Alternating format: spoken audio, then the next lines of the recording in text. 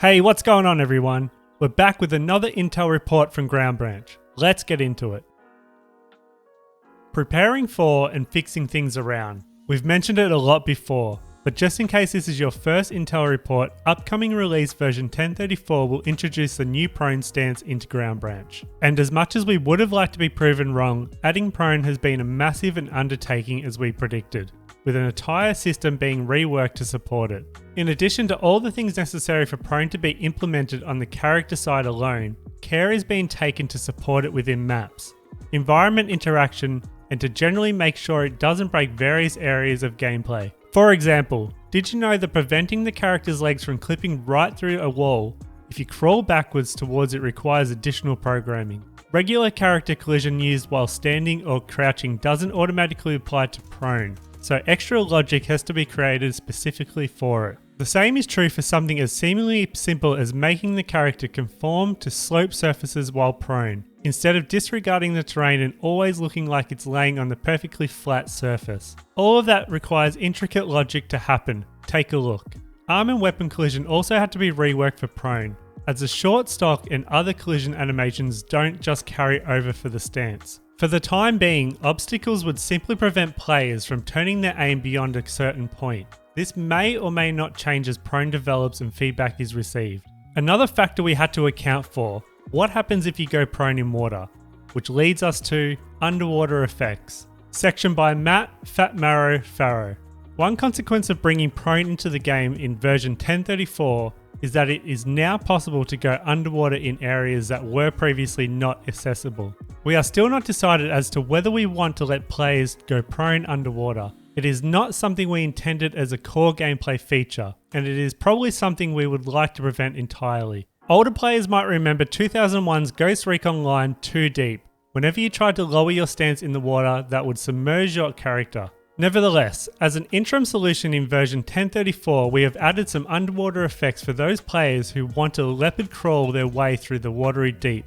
In our interim solution, you can hold your breath for a short while, but when you start seeing a pulsing effect on screen, you will soon be out of breath. At that point, the game forces you out of prone to take a breath, and too bad if you are in front of an enemy. While underwater you cannot shoot, use items or aim down sights. It may turn out that this is a game mechanic we are happy to keep, but until then, have a go and see what you think. See for a demonstration of the new underwater effects in Creek, as well as a demonstration of the new smooth time of day transitions.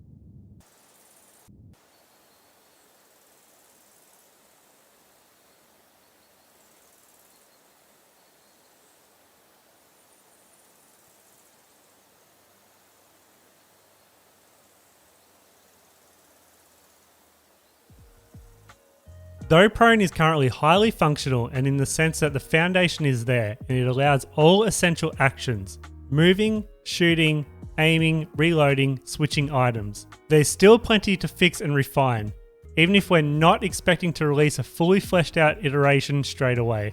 AI development. New enemy AI systems continue to be developed, with the existing features also having to be rebuilt within the new Kythera AI middleware. This month we'll be focusing on more site detection. Take a look at the first video.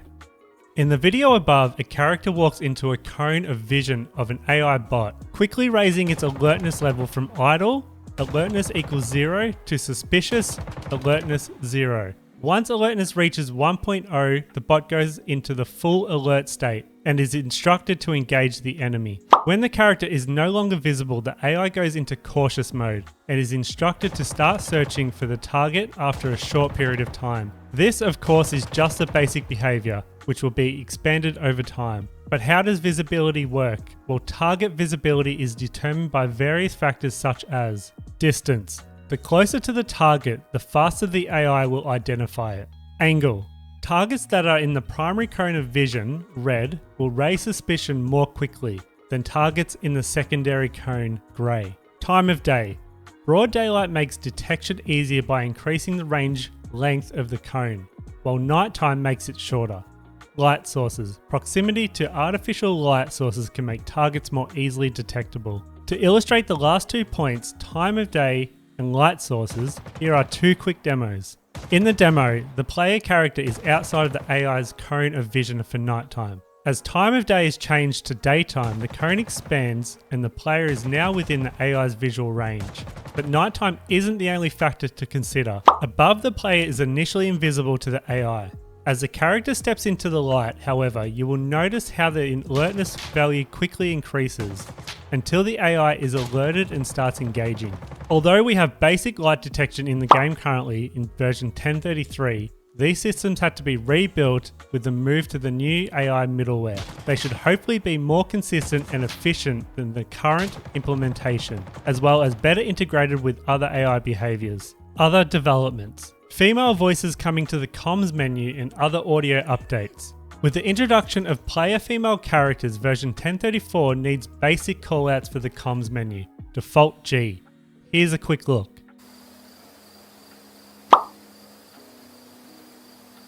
Contact west.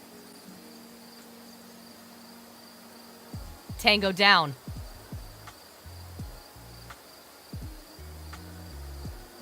Negative.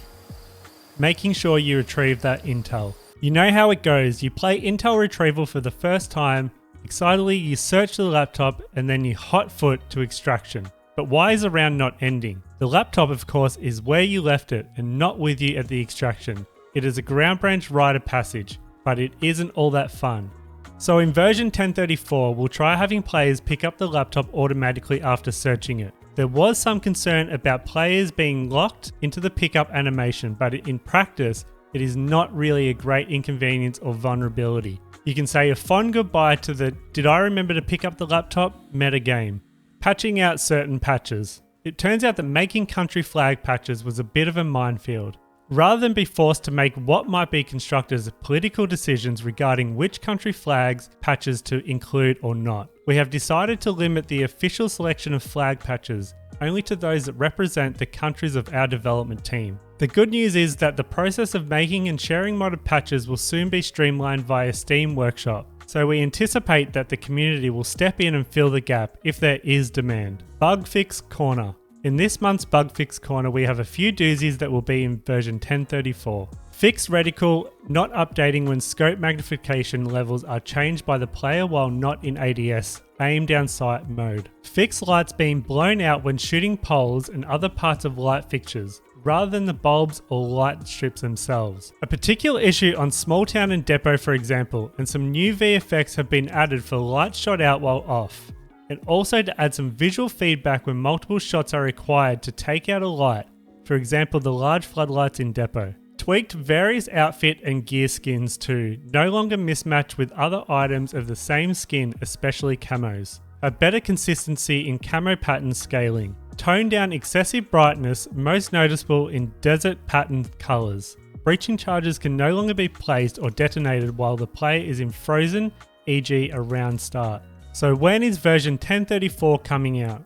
Though we wanted to have a full version 10.34 release before the end of the year, difficulties with the implementation of the prone have thrown a proverbial wrench into those plans, as is probably clear at this point. So we're settling for releasing the public testing version of the update by then. As much as we don't like giving out ETAs, we'll be aiming to start the public testing on December 19th, about 3.5 weeks from today. So hang in there and pray to the gaming gods that we get as much as possible in order by that date. So that covers everything in the newest Intel report. If you did like this video, give us a thumbs up. If you didn't, a thumbs down, that's perfectly fine. Comment, subscribe, and thanks for watching.